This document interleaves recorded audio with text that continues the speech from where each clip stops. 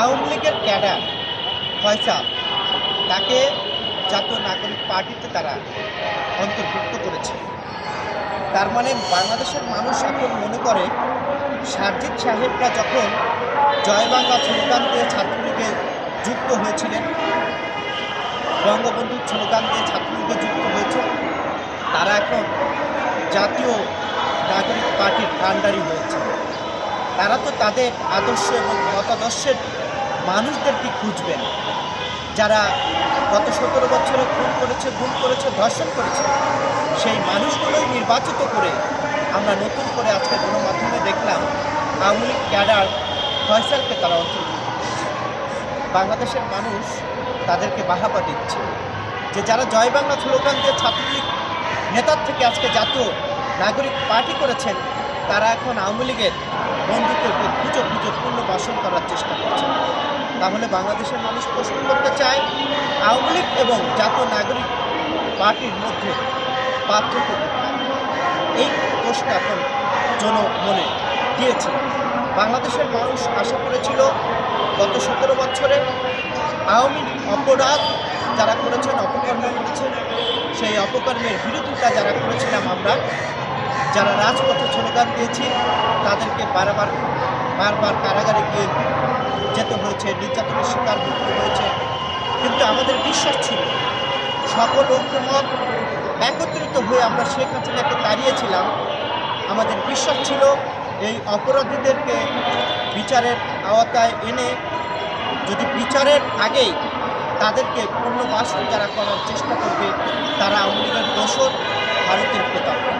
এদেশের মানুষের স্বপ্ন ছিল 5ই আগস্টের পরে বাংলাদেশে এই আওয়ামী লীগ অপরাধী যারা, তাদের বিচার হবে, কিন্তু বিচার হয়নি।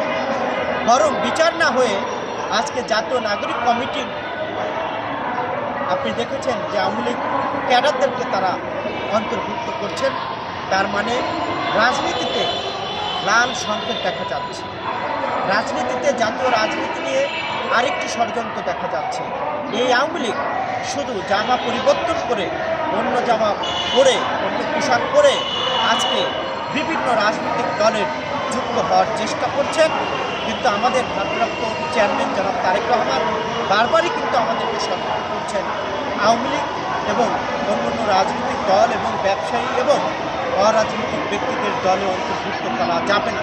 কিন্তু বাংলাদেশে অন্য রাজনীতিবিদদের দেখছি, অন্য রাজনৈতিক দলদের দেখছি, তারা এই আওয়ামী লীগদেরকে পুনর্বাসন করার জন্য মহাব্যস্ত হয়েছে।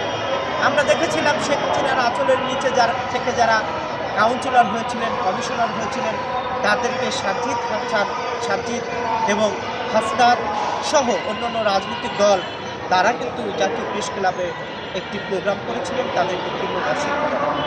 সেখান থেকে এই যে যারা মানে স্থানীয় নির্বাচন দাবি করছেন, তাদের প্রতি মানুষের একটা ঘৃণা জন্ম নিয়েছে। যে যারা নতুন মোড়কে, মদের বোতল কিন্তু একটাই, পুরাতন মদ আর নতুন মদ, শুধু বোতল চেঞ্জ। এই বোতল চেঞ্জ করে যারা স্থানীয় নির্বাচনের কথা চিন্তা করছেন, তাদের প্রতি মানুষের ঘৃণা জন্ম নিয়েছে। এই কারণে নিয়েছে, এই জাতীয় নির্বাচনের জন্য মানুষ রক্ত দিয়েছে, জীবন দিয়েছে, কারাগারে থেকেছে, পরিবার পরিজন থেকে বিচ্ছিন্ন হয়েছে, ভুল হয়েছে।